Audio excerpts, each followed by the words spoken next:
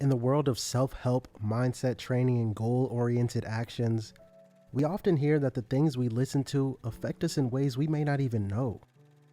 Many motivational speakers, healers, and successful businessmen and authors have proven that our thoughts will and always do manifest themselves into their physical counterpart.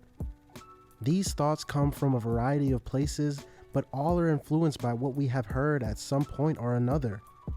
For this reason, methods such as positive self-talk and affirmations are being used by millions of people around the world to not only think better thoughts, but in turn, live better lives by manifesting situations that are personally beneficial. Now, this isn't a video about the power of the law of attraction or manifestation, but elements of each are present in the argument being made by many that the music you listen to most will inevitably affect your life in some shape or form. I think we've all seen on TV and movies the extreme cases of kids shutting themselves out from the world and listening to hardcore music day in and day out, who then go out into the world and commit heinous crimes. In these extreme cases, the music they listened to reinforced their feelings and reflected their current mental state and circumstances. After a breakup, what do you turn on first? The In My Feels playlist or the turn up one? It all depends on the person and how you view the situation. Many people, despite wanting to feel better, will listen to sad music when going through sad situations, either out of habit, to seek comfort, or maybe because that's what they were most drawn to at the time.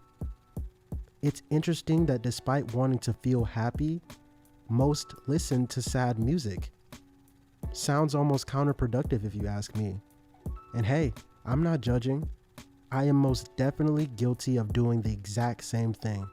For a guy that wants so much for himself and his family, why then do I listen to so much music that constantly promotes crime, poverty, struggle, and many other things I do not wish to have present in my life? But is it really that black and white? Can you simply not listen to music that does not align with what you want in life? Yes and no.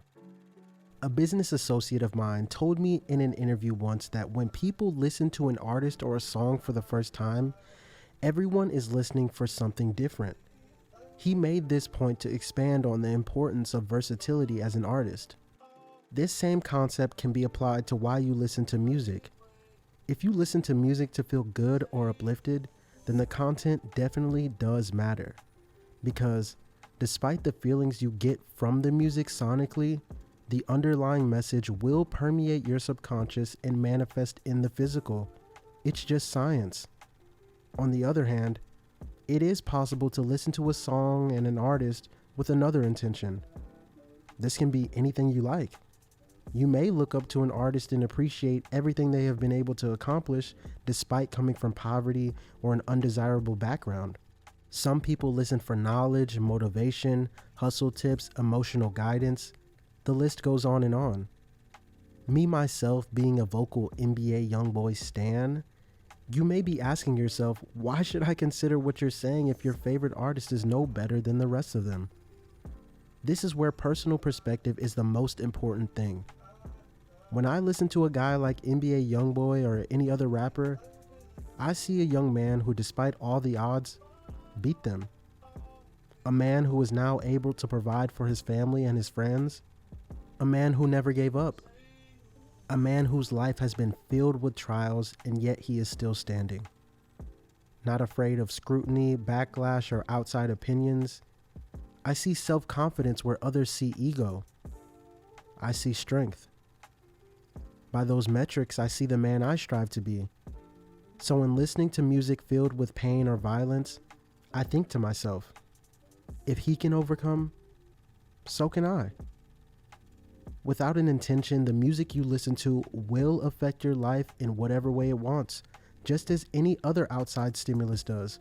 But if you make a conscious effort to take something that you want from each song or artist you listen to, despite their message, delivery, or background, you can use music as a soundtrack to your life on the road to wherever you desire to go.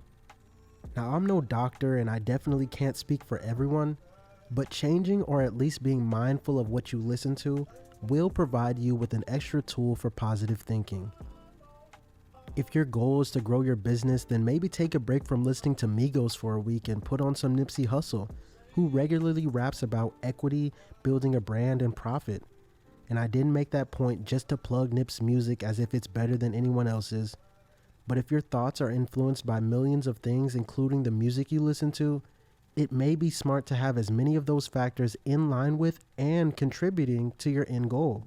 Taking responsibility and controlling what you can control is the first step to personal success in any area. Regulating your music, thoughts, and actions will signal to your brain that whatever you are striving for is a priority. The thoughts we think influence not only the things we see, but also determine the likelihood of our dreams and goals becoming reality. Using your favorite music as a tool to program your mind for success doesn't sound so bad now, does it?